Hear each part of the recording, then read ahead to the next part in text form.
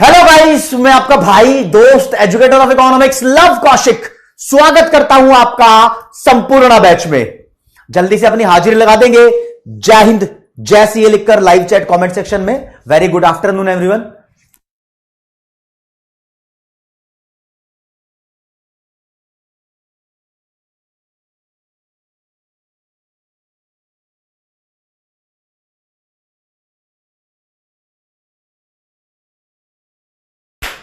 उम्मीद करता हूं सारे बच्चे आ गए होंगे दोस्तों। अपना चल रहा है चैप्टर 8, उसकी यूनिट 3 चल रही है। आज इस चैप्टर को खत्म कर देंगे। मनी मार्केट चैप्टर का नाम है। और एक छोटी सी बात कहना चाहूंगा, जो विधि का विधान है प्रियांशु, विधि का विधान यह कहता है कि हासिल सब करना चाहते हैं, हसल किसी को नहीं करना। अब हसल का क्या मतलब होता है गूगल से देख लेना। सब लोग हासिल करने के चक्कर में लगे हुए हैं, हसल स्ट्रगल बहुत कम लोग करना चाहते हैं। रूल ये है कि जो जितना हसल करेगा वो उतना ज्यादा हासिल करेगा। तो हसल करनी जरूरी है भाई। इस भीड़ भाड़ के माहौल में एक भयंकर लेवल का संघर्ष करना जरूरी है। देखो ना, सारी प्रॉब्लम्स क्यों आई है? सारी प्रॉब्लम्स ओवर पॉपुलेशन की वजह से आई है। India is over populated country. अगर प्रॉब्लम्स ओवर पॉपुलेशन की वजह से है तो इसका एक प्लस पॉइंट भी है, अपॉर्चुनिटी भी इसकी वजह से आई है। तो अब देखो, ज्यादा पॉपुलेशन है तो ज्यादा बच्चे एक पर्टिकुलर सिलेबस कोर्स के पीछे पड़े हैं। फॉर एग्जांपल सीए के पीछे पड़े ज्यादा ही बच्चे, कंपटीशन बढ़ गया, राइट। सब लोग उसको अचीव करना चाहते हैं। ये तो इंसान की यार वो है ना, सबको चाहिए चाहिए चाहिए। सब सोचते हैं कि मेरे को ये मिल जाएगा, वो मिल जाएगा, वो मिल जाएगा, लेकिन मेहनत कौन करेगा? और मेहनत पता है किसको बोलते हैं? मेहनत is out of the box thing. मतलब ये पसंद ही नहीं है, ये होती नहीं, इसके बहाने 36। मेरा मन नहीं लगता, मुझे नींद आ जाती है, मैं रील में डूब जाता हूं, मम्मी पापा काम में भेज देते हैं, घर में माहौल नहीं है पढ़ने का, है नॉइस बहुत होता है, घर में झगड़ा होता है। ये बहाने हैं मेहनत ना करने के। और जब किसी को बोल दो ना भाई तेरे ये बहाने हैं, वो पता क्या बोलता है? जब तेरे पे बीतेगी ना तब जानेगा तू। इन सबकी अकल ठिकाने पता कब आती है?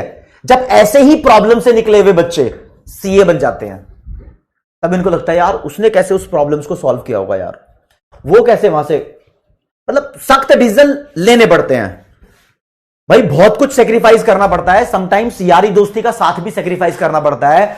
कभी कभी यार दोस्तों का जो व्हाट्सएप का ग्रुप बना होता है ना, उसको भी एग्जिट करना पड़ जाता है, क्योंकि पता है कि उसको एग्जिट कर दूंगा तो जहां रंग रंगीली वीडियोस वहां पर आ रही थी या मनोरंजन विचित्र कहानियां चुटकुले वहां पर आ रहे थे, वो बंद हो जाएंगे। बंद हो जाएंगे तो इतना सा तो तुम्हारा टाइम बचेगा। मान लो दिन के तुम आधा घंटा वेस्ट करते हो, 10 मिनट वेस्ट करते हो उस चीज में, गप्पे लड़ाने में, 10 मिनट तो बचेंगे उस्ताद। और उसको 10 मिनट की कैलकुलेशन 365 दिन से करो ना, 3650 मिनट बचेंगे तुम्हारे पास। मैं नहीं कह रहा आधा घंटा, 1 घंटा, 1.5 घंटा, मैं सिर्फ 10 मिनट की कीमत सिखा रहा हूं। 10 मिनट की कीमत तुम क्या जानो, कह सकता हूं ना? तो 10 मिनट की कीमत तुम ऐसे जानो, समझे? और काफी सारे बच्चे सेक्रीफाइस कर चुके हैं। इवन सीए फाउंडेशन की तैयारी में ही बहुत सारे बच्चे सेक्रीफाइस कर चुके हैं। और बहुत सारे, मतलब यार जो पास हो रहा है, जो अच्छे नंबर लेकर आ रहा है, जो डिस्टिंक्शन होल्ड कर रहा है, जो बढ़िया बढ़िया स्कोर कर रहा है, उसको पता है कि उसने वो स्कोर कैसे किया। अब समाज पता है कैसे देखता है उसको? मतलब थोड़े हंसगुल्ले टाइप बंदे कैसे देखते हो उसको? यार ये अपने मतलब का बंदा नहीं है, ये बंदी अपने मतलब की नहीं है, यार ये तो पढ़ाई में घुसी रहती है, इसके बस के कुछ नहीं है, ऐसे देखते हैं उसको, समझ रहे हो? और जब 4-5 साल गुजरते हैं ना, फिर ये लोग एक बड़ी पोजीशन पे होते हैं, फिर ये हंसगुल्लों को ऐसे देखते हैं, अबे इनसे तो बात ही नहीं करनी, ये तो किसी लेवल के ही बंदे नहीं है, समझे? तो 4-5 साल की इन्वेस्टमेंट है। इस इन्वेस्टमेंट का रिटर्न जिंदगी में बहुत बड़ा है। तो 4-5 साल अपने आप को बेजोड़ मेहनत में, रिग्रेस मेहनत में, मतलब झंझोर दो अपने आप को पढ़ाई के अंदर। काफी बार चीजें समझ नहीं आएंगी। मैं बोल रहा हूं, ऐसा दुनिया में कोई टीचर ही नहीं बना जो आपको 100% each and every concept crack करके दे दे। पूरी दुनिया में नहीं, मतलब वो तो क्रैक कर देगा, मेरे कहने का मतलब समझना, 100 के 100% क्रैक करके दे देगा तुम्हें सारे कॉन्सेप्ट। मतलब तुम्हें वो 100% बात समझ में आ जाएगी, ऐसा नहीं होता। और अगर ऐसा होता हो तो फिर हर एक बच्चे के 100 आउट ऑफ 100 नंबर नहीं आ रहे होते, किसी के आते हैं 400 में से 400, आज तक नहीं आए सीए फाउंडेशन में किसी के, तो नहीं आए ना। तो ये एक्सेप्ट कर लो कि कुछ ऐसी चीजें हैं जिसके लिए सेल्फ स्टडी करना बहुत जरूरी है, ठीक है, और कुछ ऐसे मैटर भी हैं जो जिंदगी में सैक्रिफाइस करने जरूरी है, समझे। तो बहुत कुछ सैक्रिफाइस करो, बहुत, मतलब मैं तुम्हें पहले ही बता चुका हूं कि आज के जमाने में अगर तुम्हें कोई वरदान या फिर बोले तो पावरफुल शक्ति पानी है, तो वो पावरफुल शक्ति पाने के लिए तुम्हें सेल्फ स्टडी करनी पड़ेगी। और सेल्फ स्टडी आज के टाइम में इसको तपस्या बोलते हैं, पहले होता था ना तपस्या करके भगवान से वरदान मांग लेते थे। आज तुम सेल्फ स्टडी करो और खुद ही ग्रैब कर लो अपॉर्चुनिटी, दिस इज कॉल्ड वरदान ग्रैब कर लिया आपने। और पहले तपस्या 10-10 साल करते थे लोग, पता नहीं कितने कितने साल करते थे, तुमसे तो 5 साल की मांगी है, समझे इस बात को। और लाइक कोई बोलेगा नहीं यार दोस्तीगिरी छोड़ना ही नहीं चाहिए, ये तो बहुत इंपॉर्टेंट चीज है, पता नहीं कौन सा दोस्त कहां पर काम आए। एक तो तुम्हें एज का फर्क बताऊं, जब 12th जस्ट पास हो रही होती है ना, या 12th पास होके 1-2 साल हो जाते हैं, तब बंदे को पता क्या लगता है, जितना मैच्योर होना था उतना मैच्योर हो गया, अब मुझसे समझदार कोई बचा ही नहीं है। ये वो एज है जब खुद के डिसीजन लगते हैं कि हां मेरे से समझदार अब कोई नहीं है, ये क्या बता रहा है, हां बता रहा है ना बता रहा है, उसको मैं खुद इवेल्युएट करूंगा, फिर देखूंगा सही क्या है गलत क्या है। इस एज में लगता है।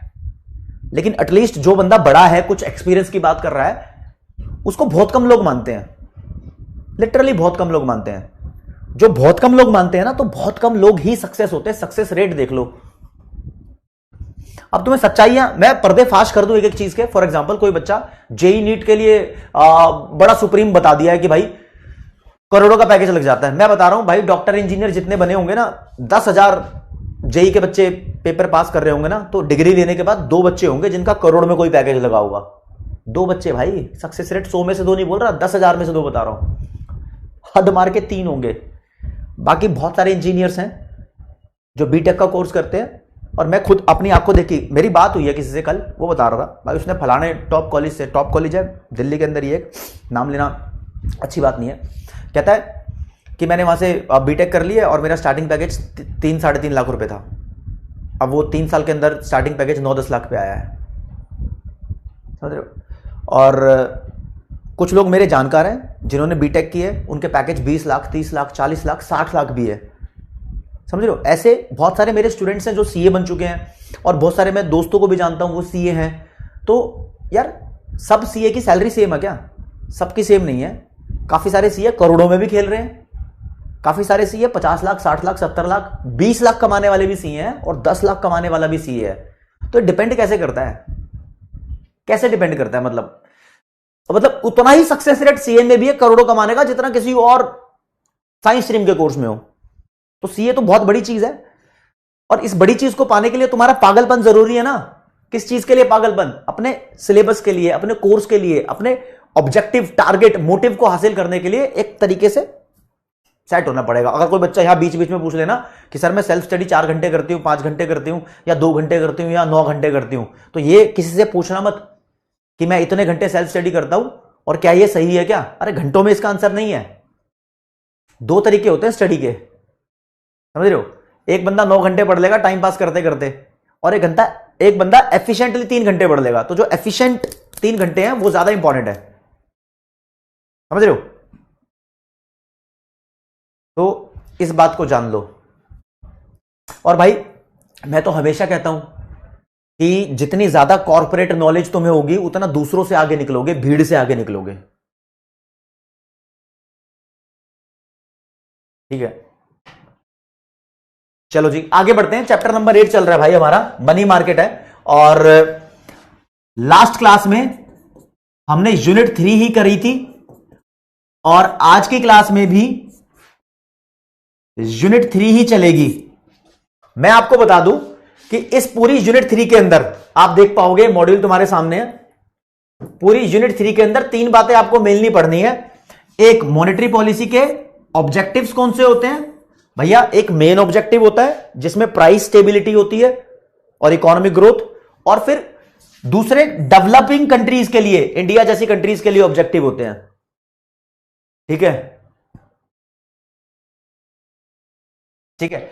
और फिर मॉनेटरी ट्रांसमिशन मैकेनिज्म हमने पढ़ा, यहां पर चैनल्स पढ़े थे 4,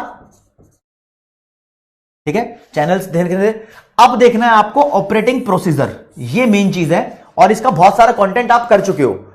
ऑपरेटिंग प्रोसीजर देखना है कि यहां पर जो मॉनेटरी पॉलिसी है वो कैसे ऑपरेट करती है और अपने टारगेट्स को कैसे अचीव करती है। अब आपको यह सिखाना चाहता हूं, तो मुद्दे की बात पे आते हैं दोस्तों।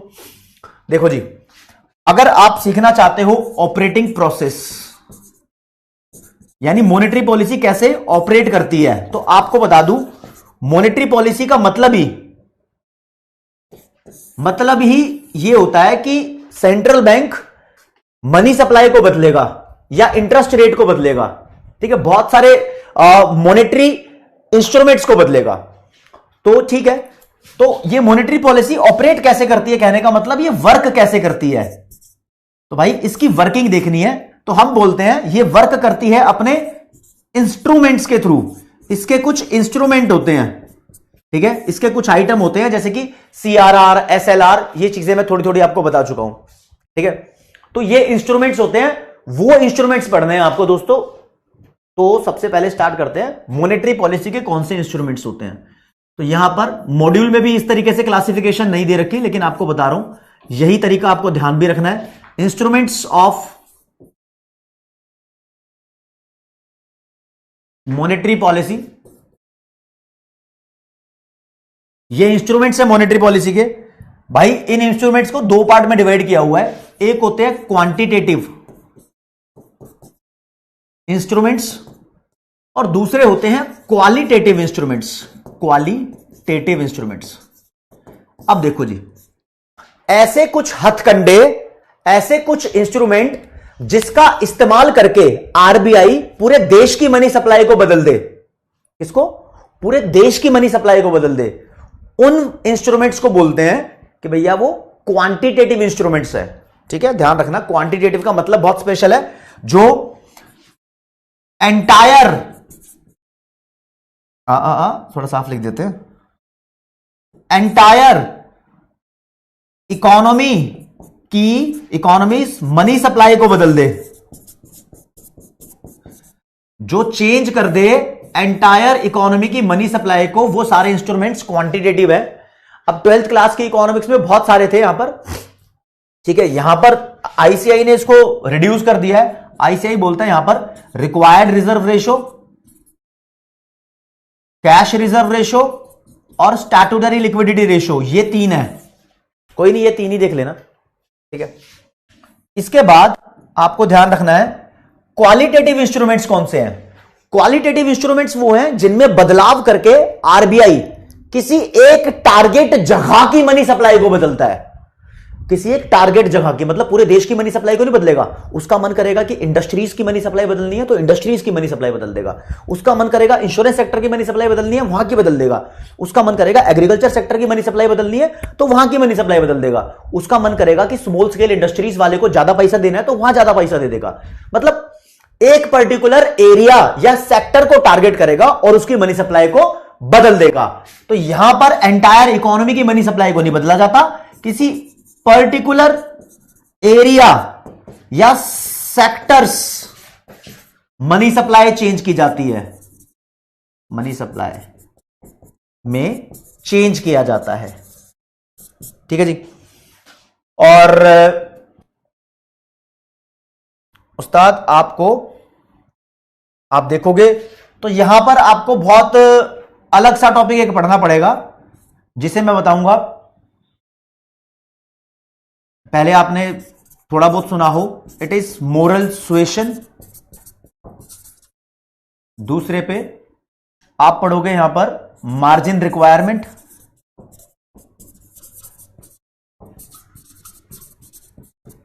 तीसरे पे पढ़ लोगे, वैसे बहुत सारे होते हैं, सेलेक्टिव क्रेडिट कंट्रोल लिखा हुआ है, ठीक है। और एक ओपन मार्केट ऑपरेशन भी था भाई। पेज नंबर भी आपको दिखा दूं यहां पर। आजा आजा आजा आजा आजा, हाँ जी, देखो जी, ये रहा आपका टॉपिक। अच्छा, मैं नाम लिख दूं अभी। ऑपरेटिंग प्रोसेस आप पढ़ रहे हो और इंस्ट्रूमेंट्स पढ़ रहे हो। पहले क्वांटिटेटिव टूल्स हैं, इंस्ट्रूमेंट मतलब क्वांटिटेटिव इंस्ट्रूमेंट है, इसमें एक रिक्वायर्ड रिजर्व रेशियो है जिसको सिर्फ रिजर्व रेशियो बोलते हो, फिर सीआरआर है, फिर एसएलआर है, फिर ओपन मार्केट ऑपरेशन भी है, ठीक है, ओपन मार्केट ऑपरेशन भी लिख दूंगा, चौथा आइटम है यहां पर, ठीक है। फिर क्वालिटेटिव टूल्स में आप देखोगे, आजा आजा आजा, अबे अबे बे बे बे बे बे कहां जा रहा है कातिया। क्वालिटेटिव टूल्स में आप margin requirement, moral suasion, selective credit control भी देखोगे। ये 3 आइटम यहां देखोगे, फिर बाद की बात बाद में करते हैं, ठीक है जी। अच्छा, यहां पर चौथे नंबर का ओपन मार्केट ऑपरेशन और यहां पर सेलेक्टिव क्रेडिट कंट्रोल। अब देखो दोस्तों, रिक्वायर्ड रिजर्व रेशियो के बारे में बात करते हैं, एक एक चीज के बारे में बात करेंगे, आपको दिखेगा। देखो, मान लो एक कमर्शियल बैंक के पास डिपॉजिट आया पब्लिक का 100 करोड़ रुपया, इसमें से कुछ हिस्सा इसने सीआरआर रखवा दिया, कुछ हिस्सा एसएलआर रखवा दिया और बाकी पैसा इसने लोन पे दे दिया। मान लो, अब आपसे ऐसे क्वेश्चन पूछने वाला हूं, 5 करोड़ सीआरआर रखवा दिया, 15 एसएलआर रखवा दिया, बाकी 80 बचा है, लोन दे दिया। कहने को तो एक्सेस रिजर्व भी रख सकता था। मेरा आपसे क्वेश्चन ये है, नहीं प्रिंस गुप्ता, एक नहीं है, दोबारा क्लियर हो जाएगा। जो ये सीआरआर का पैसा आरबीआई के पास रखवाता है कमर्शियल बैंक, क्या इस पैसे पे आरबीआई कमर्शियल बैंक को इंटरेस्ट देता है क्या? कमर्शियल बैंक को इंटरेस्ट सीआरआर पे बताओ, इंटरेस्ट मिलता है क्या? इंटरेस्ट मिलेगा तो थम्स अप करना, इंटरेस्ट नहीं मिलेगा तो थम्स डाउन करना। पोल चालू कर रहा हूं भाई आपके लिए, बताओ जी, इंटरेस्ट देता है या नहीं देता है? वोट करा रहा हूं, थम्स अप या थम्स डाउन। देता है तो यस, नहीं देता तो डाउन। तुम्हें क्या नॉलेज है?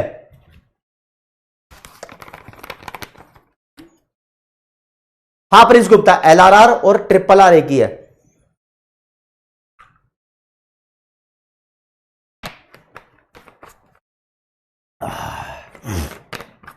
हा हा।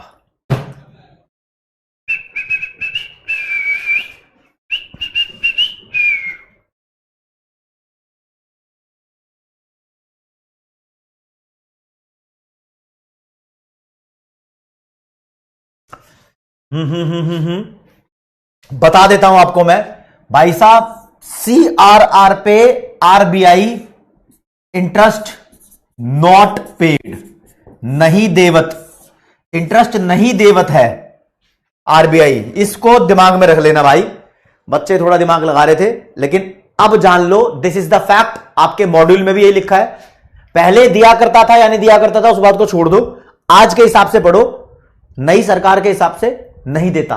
ओके चलो जी, अगर मैं सीआरआर और एसएलआर को ऐड कर दूं तो 5 और 15 तो मेरे पास 20 आएगा ना। इसको बोलते हैं रिजर्व रेशो या फिर रिक्वायर्ड रिजर्व रेशो, और 12th क्लास में बोलते थे इसको लीगल रिजर्व रेशो। एक और नाम है, ये नाम मत जानना तुम, इसको रिजर्व डिपॉजिट रेशो भी बोलते हैं। लेकिन सीए फाउंडेशन में जो आपको ध्यान रखना है वो ये 2 नाम ध्यान रखने हैं बस, ये तो ऐसे ही है तुम्हारी नॉलेज के लिए, ठीक है जी। कहते हैं कि अगर आरबीआई ने ये रिजर्व रेशो की अमाउंट बढ़ा दिया, यानी इन दोनों में से किसी को भी बढ़ा दिया, फॉर एग्जांपल मान लो सीआरआर को बढ़ा दिया या एसएलआर को बढ़ा दिया, तो रिजर्व रेशो भी बढ़ जाएगी। इसके बढ़ने की वजह से लोन का अमाउंट कम हो जाएगा, क्योंकि टोटल डिपॉजिट तो 100 है, यहां पर ज्यादा अगर रखवाएंगे तो बैंक लोन कम दे पाएगा, लोन कम देगा तो पब्लिक के पास क्रेडिट फ्लो कम बचेगा, तो राज्य इसकी वजह से मनी सप्लाई कम हो जाती है। तो उल्टा रिलेशन है इन सभी रेशियोज में। ओके आओ जी, मैं आपको बता भी चुका हूं, ये क्वांटिटेटिव टूल्स के अंदर एग्जिस्ट करता है। तो ये क्वांटिटेटिव टूल्स क्या होते हैं? These are the tools of monetary policy that affect money supply in the entire economy. ये वो टूल्स है जिसकी वजह से मनी सप्लाई पूरे देश में बदल जाती है। तो पहले नंबर पे रिजर्व रेशो दिया हुआ है, इसके अंदर ही 2 आइटम है, सीआरआर और एसएलआर। बहुत सिंपल डेफिनेशन है। तो banks are required to keep aside a set percentage of cash reserves और आरबीआई अप्रूव्ड एसेट्स। कहता है कि बैंक को अपने टोटल डिपॉजिट का एक हिस्सा रिजर्व के तौर पे रखना पड़ता है। कौन सा रिजर्व? कैश में रिजर्व रखना पड़ता है। अगर कैश नहीं है तो आप कुछ अप्रूव्ड एसेट्स रख सकते हो। अप्रूव्ड एसेट्स का मतलब होता है गवर्नमेंट सिक्योरिटीज, ठीक है। गोल्ड भी रख सकते हो वैसे तो, और रिजर्व रेशो के अंदर दो टाइप होती हैं, एक सीआरआर और दूसरी एसएलआर। तो banks are required to set aside this portion in cash with RBI, यानी बैंक को यह पोर्शन सेट असाइड करना पड़ता है। सेट असाइड का मतलब अलग से रखना पड़ता है आरबीआई के पास। और एसएलआर, ये पोर्शन आरबीआई को मतलब कमर्शियल बैंक्स को अपने पास रखना पड़ता है लिक्विड एसेट्स की फॉर्म में। लिक्विड एसेट्स कौन कौन से? कैश रख लो, गोल्ड रख लो, गवर्नमेंट सिक्योरिटीज रख लो, ठीक है, गोल्ड, आरबीआई अप्रूव्ड सिक्योरिटीज, ऐसा कुछ, ठीक है जी। तो बहुत ईजी है, तुम्हें पता ही है। इन सब में से किसी को भी इंक्रीज कर दो, मनी सप्लाई कम हो जाएगी, और किसी को भी डिक्रीज कर दो, मनी सप्लाई बढ़ जाएगी, ठीक है। ठीक है जी, आगे बढ़ते हैं। आकाश ने बोला सर डाउट चेक कर लो, तो भाई आपके उस पर करते हैं। सर आपके चरणों में मेरा कोटि कोटि, अरे भाई चाणक्य का वन शॉट देखा मैंने, एकदम फोड़ू वन शॉट, बोले तो लल्लन टॉप, सारा चैप्टर दिमाग में और डाउट्स पानी में गए, छपाक। अच्छा, 2 लाइन कहना चाहूंगा आपके लिए सर कि सही क्या है, गलत क्या है, ये सब पढ़ाते हैं आप। झूठ क्या है, सच क्या है, ये बात समझाते हैं आप। जब सूझता नहीं कुछ भी, राहों को सरल बनाते हैं आप। जब लफ्ज़ है साथ, तो डरने की क्या बात। अरे भाई शायरी कमाल से, मेरे को पढ़नी नहीं आई, लेकिन मैं अब इसको पढ़ता हूं दोबारा। 2 लाइन कहना चाहूंगा आपके लिए। तो भाई ने शायरी लिखी है, सही क्या है, गलत क्या है, ये सबक पढ़ाते हैं आप। झूठ क्या है, सच क्या है, ये बात समझाते हैं आप। जब सूझता नहीं कुछ भी, राहों को सरल बनाते हैं आप। जब लफ्ज़ साथ है, तो डरने की क्या बात है। अरे वाह भाई, थैंक यू सो मच इतनी नाइस लाइन लिखने के लिए अभिमन्यु जी। दिल भराया मेरा, आप जैसा टीचर आज तक नहीं देखा। अरे मेरी जान, अब आंसू बहाओगे क्या मुझसे, ठीक है। अकाउंट्स का सीआरआर, ये सीआरआर एक ही है। अरे भाई कैश रिजर्व रेशो दुनिया में सेम ही होता है। श्रेया सर एग्जाम्पशन क्या होती है सीए में? निखिल एग्जाम्पशन का मतलब होता है, एग्जाम्पशन पहली बात सीए फाउंडेशन में नहीं होती, सीए इंटर और सीए फाइनल में होती है। जब देखो क्या है, मान लो सीए इंटर में आपके ग्रुप 1 में 3 सब्जेक्ट है, आपके नहीं, किसी बंदे के बोल रहा हूं मैं, उसके बारे में कुछ गलत भी बोलूंगा ना। उस बंदे का मान लो ग्रुप 1 क्लियर नहीं हुआ और उसका एक सब्जेक्ट में 60 से ज्यादा नंबर आए थे, तो बोलता है वो कि 60 से ज्यादा नंबर है तो मेरी एग्जाम्पशन आ गई, तो उसको ग्रुप 1 दोबारा देना पड़ेगा। तो वो एग्जाम्पशन वाला पेपर दोबारा नहीं देगा। एग्जाम्पशन का मतलब है कि दोबारा ग्रुप के पेपर दोगे तो वो पेपर आपको रिपीट नहीं करना पड़ेगा, ठीक है। ठीक है जी सर, आपका भाई भाई भाई भाई सूर्यपाल रुलाना मत बस, ठीक है जी। क्वांटिटेटिव टूल्स पढ़ रहे हैं, इसमें अगला ओपन मार्केट ऑपरेशन है, और बच्चा बच्चा जानता है ओपन मार्केट ऑपरेशन का मतलब होता है जब आरबीआई बाय और सेल करता है सरकार के सिक्योरिटीज में। सरकार की सिक्योरिटीज को मार्केट में ओपनली छिप छिपा के कुछ नहीं करता। ललिता वही, ठीक है। जब आरबीआई पब्लिक को सेल कर देता है गवर्नमेंट सिक्योरिटीज, तो पब्लिक से वो सक कर लेता है सारी की सारी मनी सप्लाई, मतलब सारी की सारी नहीं, सक्ड का मतलब यहां पर है एब्जॉर्ब कर लेना, ठीक है। लैंग्वेज का मतलब समझना, ठीक है। मार्केट से मतलब जिन लोगों के पास गवर्नमेंट सिक्योरिटीज है उसको सेल कर दी। सुनो जरा ढंग से समझो इसको, आरबीआई ने सेल कर दी है मार्केट में पब्लिक को सिक्योरिटीज, ठीक है। तो पब्लिक ने पैसा दे दिया तो मार्केट की मनी सप्लाई सक हो गई, मतलब एब्जॉर्ब हो गई, ओके। आगे बढ़ते हैं। And the exact opposite happens when RBI buy, अगर आरबीआई बाय कर लेगा तो उल्टा हो जाएगा, ठीक है। और लिखा है द लेटर, लेटर मतलब बाद वाली चीज, is done to control inflation, यानी ये बाय किया जाता है इन्फ्लेशन के लिए और सेल किया जाता है डिफ्लेशन के लिए। ये मैं पहले पढ़ा चुका हूं आपको, ठीक है। ऑब्जेक्टिव क्या होता है? ओपन मार्केट ऑपरेशन का मतलब होता है जो लिक्विडिटी का यानी मनी सप्लाई का मिसमैच हो रहा है इकोनॉमी के अंदर। अगर आरबीआई को लगता है कि मनी सप्लाई बहुत ज्यादा है तो वो कम कर देता है, आरबीआई को लगता है मनी सप्लाई बहुत कम है तो वो ज्यादा कर देता है। तो एक टेम्परेरी तरीका है इसको सॉल्व करने का। देखो जी कैसे, the objective of open market operation are to keep check on temporary liquidity mismatch. जो लिक्विडिटी का मिसमैच है उसको टेम्परेरी ठीक करने के लिए ऐसा करता है। लेकिन टेम्परेरी क्यों दोस्तों? यहां लाइन लिखी है owing to foreign capital flow, जो कि फॉरेन कैपिटल फ्लो की वजह से होता है। फॉर एग्जांपल मान लो एक देश में मनी सप्लाई 100 रुपए की है, आरबीआई को लगता है बिल्कुल परफेक्ट है, लेकिन विदेशी लोगों ने यहां पर इन्वेस्ट करना स्टार्ट कर दिया और 50 रुपया और छोड़ दिया, तो मनी सप्लाई कितने की हो गई? 150 की। तो फॉरेन फ्लो आ गया फंड का यहां पर। अब आरबीआई को लगता है ज्यादा है, तो आरबीआई इसको कम करने की कोशिश करेगा ओपन मार्केट ऑपरेशन की थ्रू। तो आरबीआई टेम्परेरी ऐसा करता रहता है, मनी सप्लाई से छेड़छाड़ करता रहता है। तो this is about quantitative tools. अगला आते हैं क्वालिटेटिव टूल्स पे। तो qualitative tools are selective tools, ये बहुत सेलेक्टिव टूल्स है मॉनेटरी पॉलिसी के, that affect the money supply of specific sector of the economy. किसी स्पेसिफिक सेक्टर की बात करते हैं यहां पर। नंबर 1 पे मार्जिन रिक्वायरमेंट। मार्जिन रिक्वायरमेंट का मतलब समझो, जब बैंक से लोन लेने जाओगे तो बैंक बोलेगा गिरवी रखवा दे कुछ, गिरवी रखवाने को बोलते हैं कोलेट्रल। आपने 100 रुपए की चीज गिरवी रखवाई तो बैंक लोन देता है उससे कम का, मान लो 70 रुपए का लोन दिया तो डिफरेंस क्या हुआ 30, इसको बोलते हैं मार्जिन रिक्वायरमेंट। अगर बैंक बोले कि 100 रुपए का माल गिरवी रखवा, तेरे को लोन दूंगा मैं 40 का, तो मार्जिन रिक्वायरमेंट 60 की हो गई। तो मार्जिन रिक्वायरमेंट जितनी ज्यादा होती है बंदा उतना लोन कम लेता है। मजा नहीं आता भाई 100 रुपए की चीज गिरवी रखवाऊंगा, मजा नहीं आता। तो मार्जिन रिक्वायरमेंट के बढ़ने से मनी सप्लाई कम हो जाती है। चेतना ने पूछा सर पेज नंबर बताओ, देखो जी पेज नंबर ये रहा 8.50, ठीक है, आ जाओ जी। ओके रिपोर्ट है। तो the RBI prescribe a certain margin against collateral. RBI he prescribe करता है कमर्शियल बैंक को कितना मार्जिन आपको रखना चाहिए। इससे लोगों की बोरिंग हैबिट जो होती है वो उस पर फर्क पड़ता है। तो बोरिंग हैबिट पे फर्क पड़ेगा तो मनी सप्लाई पे फर्क पड़ेगा। यानी बोल रहा है कि जब मार्जिन रिक्वायरमेंट रेज कर दी जाती है आरबीआई के द्वारा, जब बढ़ा दी जाती है तो कस्टमर कम लोन लेते हैं, customers are able to borrow less, उनका मजा कम हो जाता है। ठीक है, अभयदीप ऐसा नहीं है, ठीक है। अच्छा, अभयदीप ने पूछा सर क्वांटिटेटिव टूल्स का नेगेटिव रिलेशन होता है मनी सप्लाई से। हाँ ऐसे ही होता है, किसी भी चीज को बढ़ा दो मनी सप्लाई कम हो जाएगी। लेकिन अभयदीप एक बात बताओ, ओपन मार्केट ऑपरेशन में बढ़ाना और कम करना तो कुछ है ही नहीं। ओपन मार्केट ऑपरेशन में तो बाय और सेल करना है। तो आप पॉजिटिव नेगेटिव वाली रिलेशन की कहानी यहां बंद करो। Okay, moral suasion. सुएशन का मतलब होता है प्रेशर बनाना, मोरल का मतलब होता है इमोशनल करना। तो ऐसे नाम के लिए लिखा है आरबीआई। हाँ ललिता दोबारा बता रहा हूं, आरबीआई प्रेशरफुल अपील करता है कमर्शियल बैंक को, भाई लोन मत दे, बस धमकाता है। तो लिखा है by the way of persuasion, persuade करके उसको भैला फुसला के, the RBI convince banks, convince करता है बैंक्स को कि तो भैया जो अपना पैसा है रख ले अपने पास, keep money in government securities. तो गवर्नमेंट सिक्योरिटीज की फॉर्म में अपने पास पैसा रख ले, किसी को लोन वोन मत दे, किसी सेक्टर को मत दे।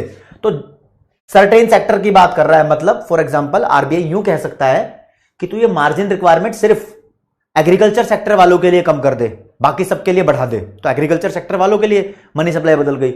यहां मोरल सुएशन का तरीका सिर्फ एक सेक्टर के लिए यूज कर सकता है, लेकिन सीआरआर तो एक सेक्टर के लिए नहीं कर सकता ना। सीआरआर, एसएलआर ये तो पूरे देश के बैंक के लिए होती है, एक बार में सबकी बदलती है। ठीक है, फिर है सेलेक्टिव क्रेडिट कंट्रोल।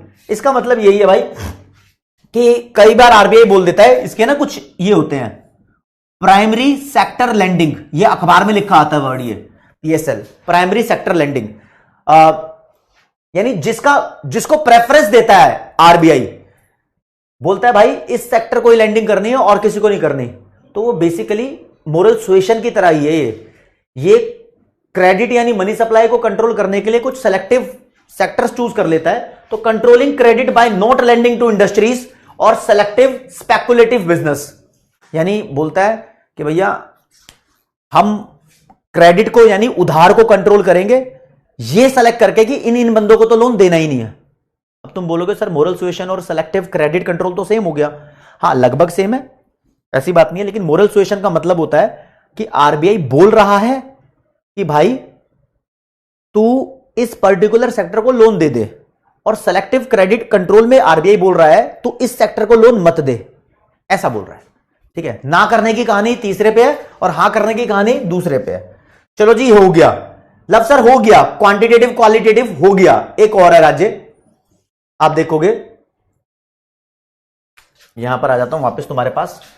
जो क्वालिटेटिव टूल्स हैं इसमें मार्जिन रिक्वायरमेंट कर लिया, मोरल सुएशन कर लिया और सेलेक्टिव क्रेडिट कंट्रोल कर लिया। अब आएंगे, एक नया आइटम दिया हुआ है मार्केट स्टेबलाइजेशन स्कीम। ये क्या होती है? देखो जी, मार्केट में स्टेबिलिटी लाने की स्कीम्स है। स्टेबिलिटी मतलब मनी सप्लाई को स्टेबल करने की स्कीम्स है। हां ललिता, हो सकता है, ठीक है।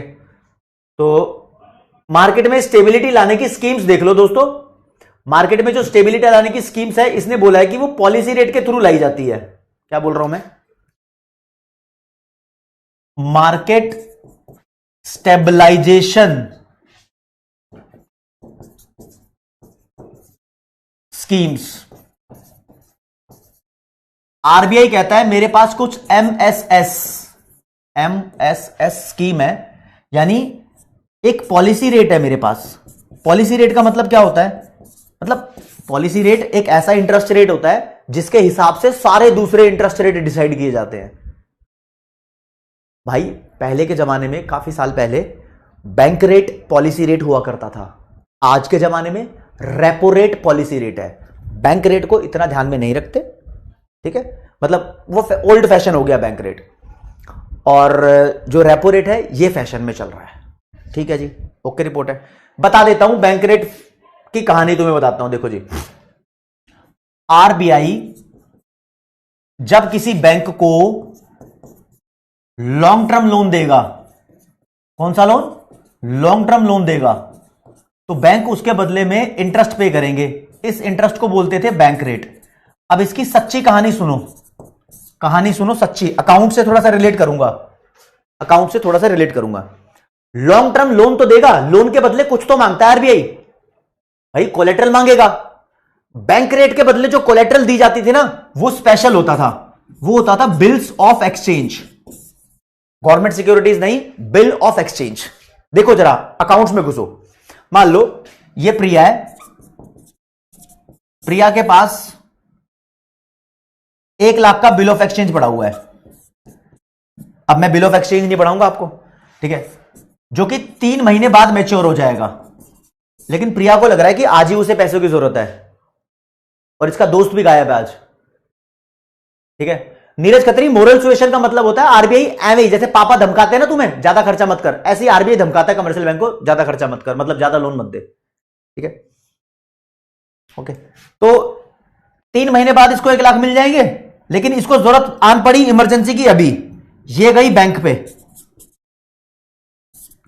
बैंक ने बोला, और बैंक को इसने बोला कि मेरे पास 1 लाख का बीओई है, तू मेरे को अभी दे दे पैसे। तो बैंक अभी दे देगा पैसे, लेकिन 1 लाख नहीं देगा, डिस्काउंट करके देगा। तो बैंक ने बोला तेरे को मैं यहां पर दे देता हूं 96,000 रुपीज। तो प्रिया को 96,000 मिल गए, बैंक को 4,000 का फायदा हो गया।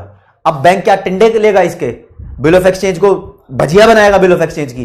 बैंक क्या करेगा भाई, जिसका भी बिल ऑफ एक्सचेंज था बैंक को भी 3 महीने बाद पैसे देगा। सच्ची बात है झूठी बात है? तो बैंक 3 महीने तक तसल्ली करता है, तब उसको 4,000 की कमाई होती है। लेकिन अंदर की बात बताऊं, बैंक भी बड़ा चालाक है, ये आरबीआई के पास जा सकता है। आरबीआई के पास जाएगा, आरबीआई को बोलेगा देख प्रिया आई थी मेरे पास, 1 लाख का बिल मैंने डिस्काउंट कर दिया, 4,000 रुपए कमा लिए। अब तू एक काम कर, आरबीआई को बोलता है तू एक काम कर, तू मुझे दे दे 96,000 का मैंने लिया है ना ये, तो यार कुछ मेरी कमाई करवा दे, मेरे को भी पैसों की जरूरत है। तो आरबीआई बोलेगा देख भाई ये तो लंबे टाइम की बात हो गई। आरबीआई लोन लेने और देने के मामले में शॉर्ट टर्म पता है किसको बोलता है? 7 दिन को, 7 दिन के लिए शॉर्ट टर्म, और ये 2 महीने 3 महीने लंबा टाइम की बात हो गई। आरबीआई बोलता है भाई ये लंबे टाइम की बात हो गई, तो एक काम कर, चलिए सिक्योरिटीज मुझे रखवा दे, जो भी बिल ऑफ एक्सचेंज है, मैं तेरे को 97,000 रुपीज दे देता हूं, 3,000 आरबीआई कमाएगा। ठीक है, जब मैच्योरिटी का टाइम आएगा तो आरबीआई इसको बोलेगा अपना बिल ऑफ एक्सचेंज वापस ले बे, ला मुझे पैसे दे। फिर बैंक वाला उसको देगा जिस बंदे से ले रहे थे, और पैसे ले लेगा, सेटलमेंट हो जाएगी। तो यहां पर आरबीआई ने भी कमा लिया 3 रुपए। तो जो बैंक रेट है ये डिस्काउंट रेट कहलाती है।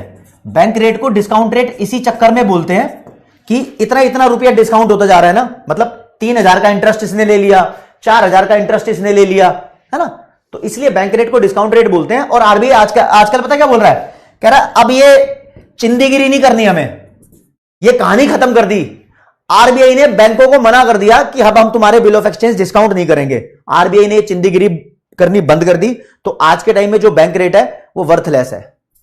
देखा, प्रैक्टिकल लाइफ पे आ गए ना, बैंक रेट वर्थलेस है भाई, मतलब ऐ नहीं है बैंक रेट फालतू में, इस पे कोई ट्रेड ब्रेड नहीं होता। ठीक है, बस खत्म कर दी कहानी। तो आरबीआई अब क्या करता है आज के टाइम में? आरबीआई कहता है बैंक्स को कि अगर तेरे को शॉर्ट टर्म लोन चाहिए, अंदर की बात बताऊं, शॉर्ट टर्म लोन क्या होता है? शॉर्ट टर्म लोन लगभग 7 दिन के आसपास का, 7 डेज के आसपास का लोन चाहिए, तो तू एक काम कर, मेरे को दे दे कुछ गवर्नमेंट सिक्योरिटीज और फिर मैं तेरे को लोन दे दूंगा, तो बैंक रेट उसके बदले में इंटरेस्ट देगा, उस इंटरेस्ट को बोलते हैं रेपो रेट। और भाई आज के टाइम में पॉलिसी रेट रेपो रेट ही है। यानी तुम बोलोगे पॉलिसी रेट क्या होता है? पॉलिसी रेट एक ऐसा रेट होता है जो स्टैंडर्ड रेट होता है, सबसे पहले इसको ही डिसाइड किया जाता है, इसके बेसिस पे हर एक दूसरे रेट को डिसाइड करेंगे। हाँ, ये सब आरबीआई डिसाइड करता है। तो आज पहले के जमाने में पॉलिसी रेट बैंक रेट होता था, आज के जमाने में पॉलिसी रेट रेपो रेट है। कभी भी तुम अखबार पढ़ोगे मॉनेटरी पॉलिसी चेंज हो गई, कुछ भी हुआ है, तो कभी तुम्हें देखने को नहीं मिलेगा बैंक रेट बदल गई, अब देखने को मिलता है रेपो रेट बदल गई। समझे? तो ठीक है जी, ओके रिपोर्ट है। इंटरेस्ट देता है तो बदले में क्या दे रहा है बैंक? लोन ले रहा है, तो बदले में बैंक यहां पर कुछ गवर्नमेंट सिक्योरिटीज दे रहा है। ठीक है, चलो ठीक है जी। अब मान लो बैंक कह रहा है मैं तेरा लोन चुका दूंगा। भाई बैंक कह रहा है इसको कि मैं तेरा लोन चुका दूंगा, तो आरबीआई बोलता है वापस ले ले अपनी सिक्योरिटीज, अपनी सिक्योरिटीज को तू रीपर्चेज कर ले। क्या कर ले? रीपर्चेज। तो इसलिए रेपो रेट को गूगल करोगे तो रीपर्चेज रेट भी बोलते हैं। रीपर्चेज करने पर उसने जो भी नुकसान उठाया होगा वो इंटरेस्ट होगा। और दोस्तों ऐसा काम कहां करता है? मुंबई में मार्केट है जिसे बोलते हैं liquidity adjustment facility. Monday to Friday चलती है मार्केट ये। ठीक है, Monday to Friday, public holiday बंद होती है। आरबीआई सारे कमर्शियल बैंक्स को बेसिकली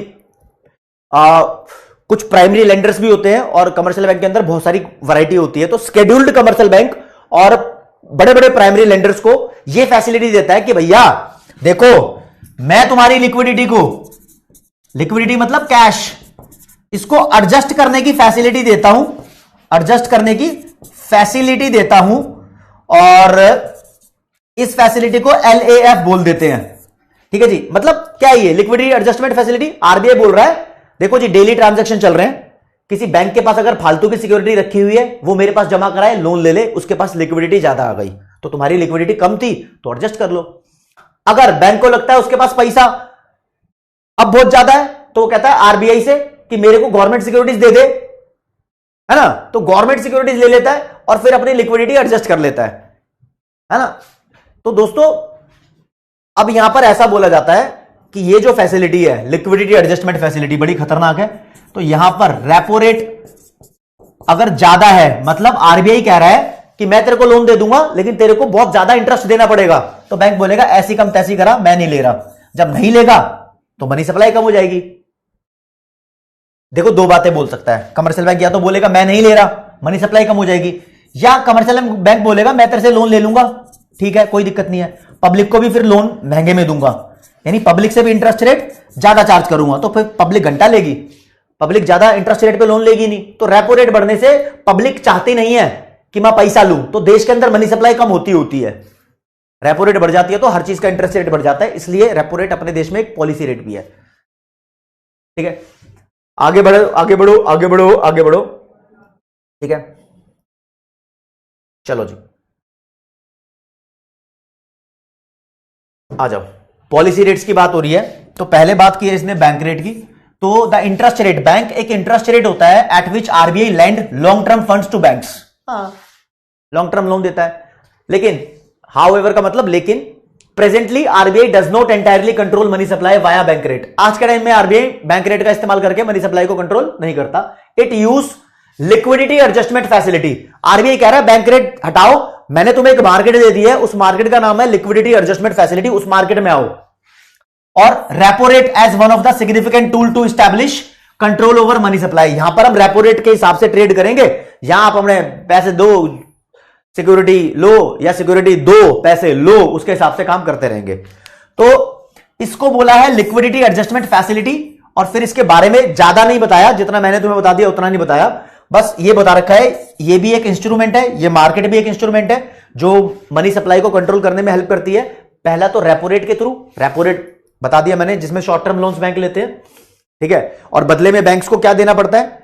बदले में बैंक्स को सिक्योरिटीज देनी ही पड़ती है। और फिर under this policy bank promise करता है कि हाँ भाई कुछ दिन में वापस कर देंगे, 2 दिन में, 3 दिन में, मैक्स टू मैक्स 7 दिन में, तो फिर हो जाता है।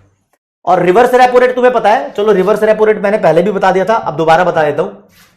देखो जी ये आरबीआई है, ये बैंक है, बैंक के पास कुछ पैसा एक्स्ट्रा पड़ा है, इसके पास कोई लोन ले नहीं रहा मान लो, तो ये अपना एक्स्ट्रा पैसा बैंक के पास डिपॉजिट करा देता है आरबीआई के पास, तो आरबीआई इसको इंटरेस्ट दे देता है। इस इंटरेस्ट को बोलते हैं रिवर्स रेपो रेट। मान लो आरबीआई ने रिवर्स रेपो रेट बढ़ा दिया, तो बैंक कह रहा है पब्लिक को लोन क्यों दूं मैं, मेरे को तो आरबीआई के पास पैसा जमा कराने में मजा आ रहा है। तो रिवर्स रेपो रेट बढ़ जाती है तो पब्लिक को लोन नहीं मिलता, मनी सप्लाई कम हो जाती है। यहां पर भी कहने का मतलब ओवरऑल ये, तुम कितने भी इंस्ट्रूमेंट को बढ़ा लो, याद करने के लिए बता रहा हूं, क्वेश्चन आ जाए तो किसी भी चीज को बढ़ा लो, bank rate, repo rate, reverse repo rate, LRR, CRR, RRR, किसी को भी बढ़ा दो, मनी सप्लाई कम हो जाती है। थोड़ा सा ध्यान रख सकते हो, किसी को भी। ठीक है, चलो जी, ये हो गया रिवर्स रेपो रेट। तो ये उल्टा ही होता है basically, it is the reverse of repo rate. Repo rate का उल्टा है। रेपो रेट में कमर्शियल बैंक इंटरेस्ट दे रहा था, रिवर्स रेपो रेट में सेंट्रल बैंक इंटरेस्ट देगा। और this is the rate RBI pays to bank, bank को पे करता है आरबीआई, ठीक है ना, क्योंकि उसने एडिशनल फंड आरबीआई के पास रखवाए हैं, कुछ पैसा जमा कराया है। कहता है it is linked to repo rate, कहता है रिवर्स रेपो रेट का लिंक है रेपो रेट से। फॉर्मूला बना हुआ है, reverse repo rate is equal to repo rate -1। Reverse repo rate is equal to repo rate -1, यानी कहता है reverse repo rate is equal to repo rate -1। कहने का मतलब ये, अगर आरबीआई ने बोला कि 6.5% रिवर्स रेपो रेट है, तो यही बोलता है आरबीआई, इसमें से एक माइनस कर दो, reverse repo rate automatically decide हो जाती है, ऑटोमेटिकली डिसाइड हो जाती है। यानी हमेशा जो कमर्शियल बैंक को इंटरेस्ट पे करना पड़ेगा वो ज्यादा होता है, जो आरबीआई इंटरेस्ट पे करता है वो कम होता है, हमेशा ऐसा ही होता है। ठीक है, अब यदि bank rate is equal to discount rate, हाँ ये नाम, दूसरा नाम है इसका बस, और कुछ नहीं है इसमें, सॉर्टेड है, सॉर्टेड है। लेकिन मसले की बात सुनो तुम, खतरनाक बात कब होती है, खतरनाक बात ये होती है, मान लो बैंक के पास 100 करोड़ रुपया है, इसने कुछ सीआरआर रखा हुआ है 5, मान लो 15 रखा हुआ है एसएलआर के तौर पे, बाकी सारा ये लोन देना चाहता है, यही करता है ना कमर्शियल बैंक।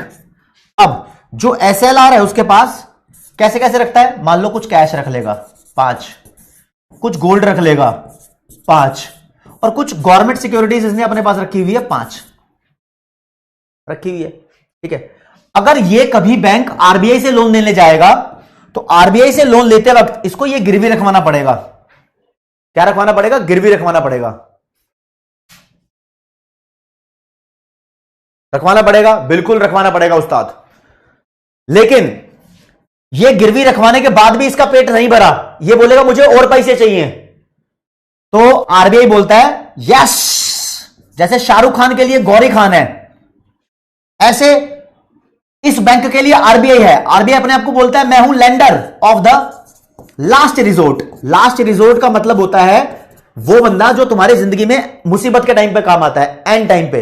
ये बोलता है मैं बसूड़ी में फंस गया, कैश क्राइसिस आ गया, पैसों की जरूरत है, आरबीआई भाई दे दे। ये कहता है दे दूंगा, दे दूंगा, लेकिन तेरे से मैं अब एक्स्ट्रा चार्ज लूंगा, पेनल्टी लगाऊंगा। तो दोस्तों ये वाली जो फैसिलिटी देता है इसको बोलते हैं मार्जिनल स्टैंडिंग, क्या नाम था, हाँ मार्जिनल स्टैंडिंग फैसिलिटी। तो ये करा दिया मैंने आपको, कहां गया, अबे रहने दे, रिवर्स रेपो रेट करा दिया। इसके बाद आएंगे, तीसरा पॉइंट है पॉलिसी रेट में मार्जिनल स्टैंडिंग फैसिलिटी। तो मार्जिनल स्टैंडिंग फैसिलिटी का सीधा सीधा लेन देन होता है, आरबीआई कह रहा है मैं lender of the last resort हूं, तो एमएसएफ शॉर्ट में बोल दिया। MSF rate is the penal rate, penal rate मतलब पेनल्टी लगा के रेट है, एक्स्ट्रा रेट है, एक्स्ट्रा चार्ज कर रहा है यहां पर, at which the central bank lend money to banks. हाँ, इस रेट पर मनी प्रोवाइड करेगा बैंक को, over the rate available under the repo policy. जो रेपो पॉलिसी है, मान लो रेपो रेट जितना भी है, मान लो रेपो रेट है जी 6.5%, तो ये बोलेगा एमएसएफ रेट 1% फालतू लगेगा हमेशा, 7.5%। तो एमएसएफ रेट और रेपो रेट में रिलेशन भी हो गया, हमेशा के लिए इसने रिलेशन दे दिया, कहता 1% फालतू होगा ही होगा। ठीक है, वैसे हमेशा 1% फालतू नहीं होता, 0.25% भी हो जाता है, मैक्स टू मैक्स 1% फालतू होता है। ठीक है, जो भी इसके पास एसएलआर वाली सिक्योरिटीज पड़ी होती है उसके बारे में बोल रहा है। ओके, रिपोर्ट है। कुछ कुछ याद आया शिवांगी 12th वाला, लेकिन 12th से बहुत आगे है ये, 12th वाली कहानी नहीं है, ऐसा मत सोचो कि 12th वाली कहानी है। तो ऑलमोस्ट चैप्टर इज ओवर, कुछ एमसीक्यूज करेंगे, लेकिन एक टॉपिक बचा हुआ है। हाँ स्कैम था अनस, क्या करें फिर उसका, Akbar exchange rate channel, Akbar public finance में बहुत दिक्कत। अरे मैंने क्या किया है मैं बताता हूं, देखो जी, एक चैप्टर 8 हो गया, एक चैप्टर 7 हो गया, पब्लिक फाइनेंस। और इस वाले चैप्टर के मैं आपके एक साथ डाउट सेशन लूंगा, और डाउट सेशन लेने के लिए मैं आपको टाइम भी देता हूं। मतलब इन चैप्टर्स को पढ़ लो, एक बार रीड कर लो, अपने जेन्युइन डाउट्स निकाल लो। मैं 11 तारीख को डाउट सेशन ले लेता हूं। तारीख क्या आज? ठीक है, 11 तारीख को मनी मार्केट और पब्लिक फाइनेंस का डाउट सेशन लूंगा, और वो भी बहुत स्पेशल तरीके से। तो इतने अपने डाउट्स भी मार्क कर लेना। 2 दिन पहले डाउट फॉर्म सर्कुलेट कराऊंगा, डाउट उसमें डाल देना, कोई दिक्कत नहीं है। हाँ नायरा चौधरी, बिल्कुल ठीक है, ओके रिपोर्ट है। चलो जी, कुछ आ जाओ जी, आ जाओ जी, आ जाओ। एक छोटा सा टॉपिक बचा हुआ, फिर चैप्टर खत्म होगा, लेकिन उससे पहले हम कुछ क्वेश्चन कर लेते हैं। ये बोल रहा है contractionary monetary policy. Contractionary monetary policy वो होती है जिसमें मनी सप्लाई कम कर दी जाती है, उसकी वजह से एग्रीगेट डिमांड भी कम हो जाती है। Induced increase in interest rate. हाँ, मनी सप्लाई कम होगी तो इंटरेस्ट रेट कम होता है, मनी सप्लाई कम होने से इंटरेस्ट रेट बढ़ता है, मार्केट में पैसों की कमी हो जाती है। तो ठीक है, तो कौन सा ऑप्शन सेट बैठ रहा है यहां पर? आपके पास टाइम है, आप देख सकते हो। इंटरेस्ट रेट को बताया ना, कॉस्ट ऑफ कैपिटल बोलते हैं, मतलब कैपिटल लेने के बदले जो तुम्हें चुकाना पड़ेगा वो इंटरेस्ट रेट है। Interest rate cost of capital है। जल्दी बताइए।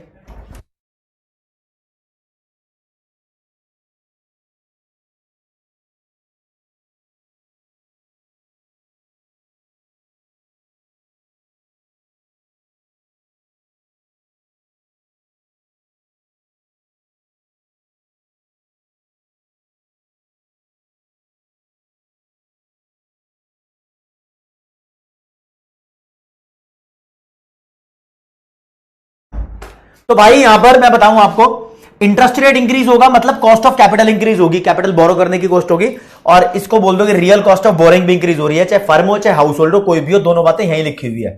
ओके, अब पहले पे लिखा है इंटरेस्ट और मतलब कॉस्ट ऑफ कैपिटल इंक्रीज होगी, और बोरिंग की कॉस्ट सिर्फ फर्म के लिए इंक्रीज होगी, फर्म नहीं, फर्म प्लस हाउस होल्ड दोनों के लिए इंक्रीज होगी। बी वाला is the right answer.